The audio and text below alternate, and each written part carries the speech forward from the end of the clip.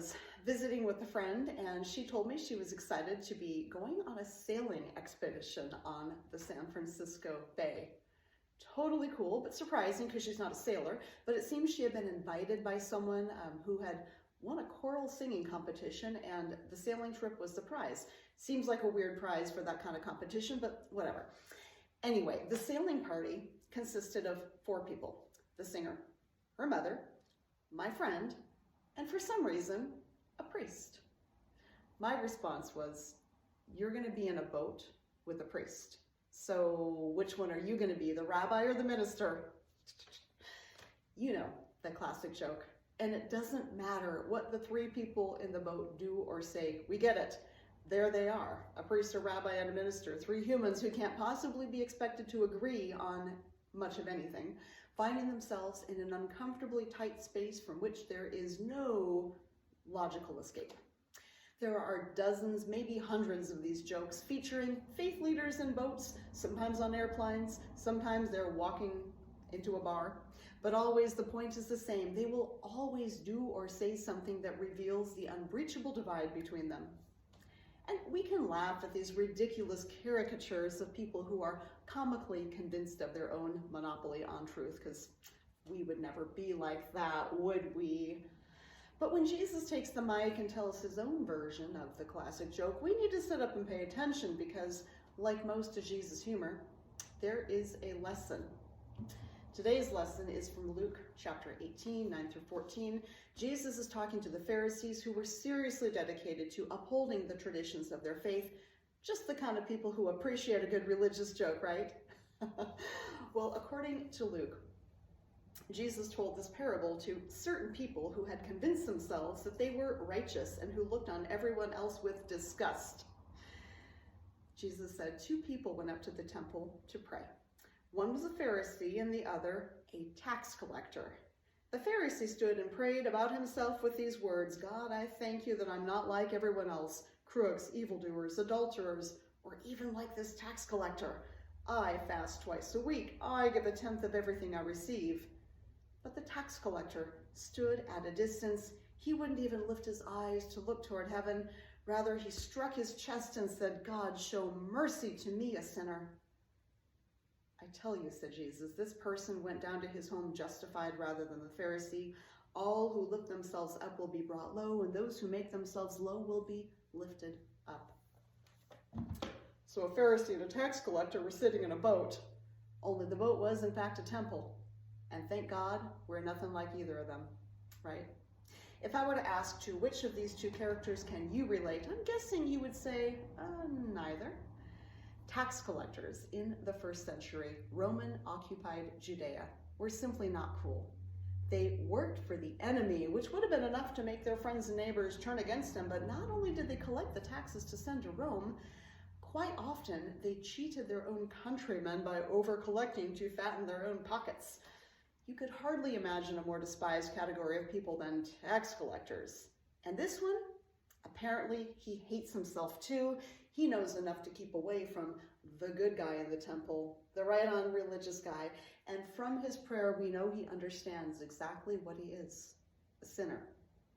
Now the Pharisee, on the other hand, he's your model citizen, the one who exceeds expectations. He doesn't just give to the church, he tithes a full 10% of his income pre-tax, and he fasts twice a week. Sound impressive?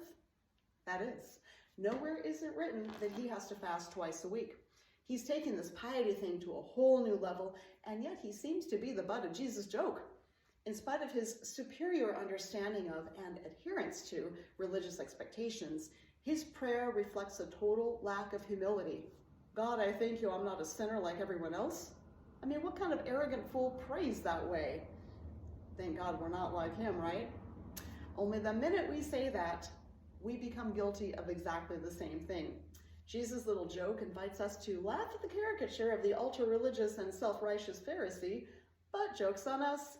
For if we thank God that we're nothing like that guy, surprise, we are that guy. There's plenty of room in his boat for everyone who has ever thought, yeah, I got it figured out. It's a big boat, kept afloat by the puffed up pride of everyone inside it. Truthfully, we probably all find ourselves aboard that ship from time to time as we congratulate ourselves for doing the right thing, unlike all those other people, you know, the ones. And yet, according to this parable, it was the crumb-bum tax collector who went home justified, which is interesting because I did not even hear him promise to change his ways, did you? Maybe that's his next step, we don't know, but apparently a sinner's plea for forgiveness is more justified than a saint's boasting of his virtue. This is where it gets tempting to pick a side, and probably to pick the side of the tax collector. Isn't that what Jesus did? This man, the tax collector, went to his home justified rather than the other, Jesus said. But was there no good at all to be found in the Pharisee? I mean, yeah, he was a bit haughty, but he did good and generous things. He loved God, and his heart was basically in the right place. He just had a blind spot toward the tax collector, which, to be fair, everyone did. So is he to be thrown overboard, sent to drown, while the tax collector stretches out his legs and basks in his newfound justification? The Rabbi Amy Jill Levine, who brings excellent Jewish scholarship to the Newer Testament, has pointed out that there is a more nuanced translation of that particular phrase, the one about the tax collector going down to his home justified rather than the other. She suggests it may be more appropriate to translate rather than as alongside. So Jesus' words in that case would read like this: I tell you, this person went down to his home justified alongside the Pharisee. All who lift themselves up will be brought low, and those who bring themselves low will be lifted up. I hear echoes of Jesus' mother Mary's song about God lifting up the lowly and bringing down the mighty from the very first chapter of Luke's Gospel. This is the great leveling that we have come to associate with Jesus. The Pharisee and the tax collector walking home alongside each other, neither of them higher or lower than the other, neither of them more or less beloved to God. If only they could see each other eye to eye, perhaps they could see in each other what God sees in both of them. Isn't that the trick? To learn to see those people as being on the same level as we are, to recognize that somehow we are all in the same boat, not as the butt of some great cosmic joke, but actually rowing the boat together. And that is so uncomfortable sometimes, isn't it? It takes courage. In his book, Cherished Belonging, Father Gregory writes, we are always being asked by life to find our courage to love what God loves and calibrate it to God's own heart. The roomier it is, the better. He also quotes the poet Rumi, saying, in this ocean, in this sea, everything is allowed, everything fits, even the ones we find hard to love, even the parts of ourselves we find hard to love. In the oceanic vastness of God's love, we are all cherished children, rowing, however imperfectly, toward the same shore of divine love. No matter how great the distance between us, God is in that space. And wherever God is, love must also be there, saying, I see the humanity in you. Seeing the humanity in someone allows us to see the complexity of that person. People are much more complex than we often realize. According to psychologist Albert Ellis, who's also cited in this wonderful book, we tend to make three big mistakes in our assessment of each other.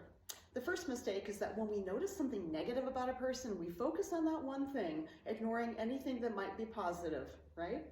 And not only do we focus on the negative, we exaggerate it, blowing it all out of proportion.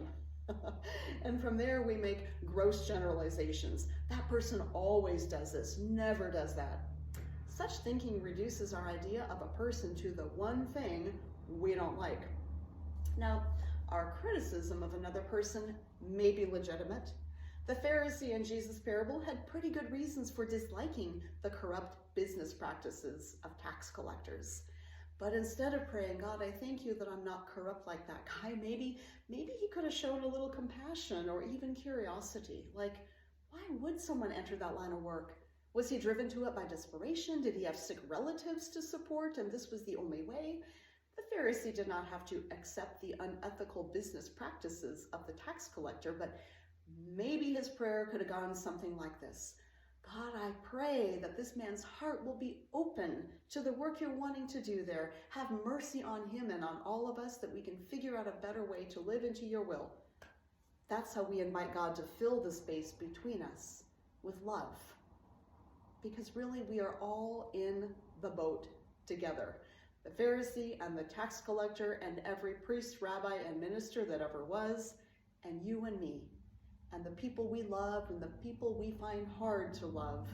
And yes, there are legitimately things that separate us, which is increasingly apparent in this era of profound polarization and self-righteous indignation against people on the other side of the political or religious aisle, which is why we must allow God to fill that space between us, because we are all God's beloved children, no matter how we think or pray or even vote.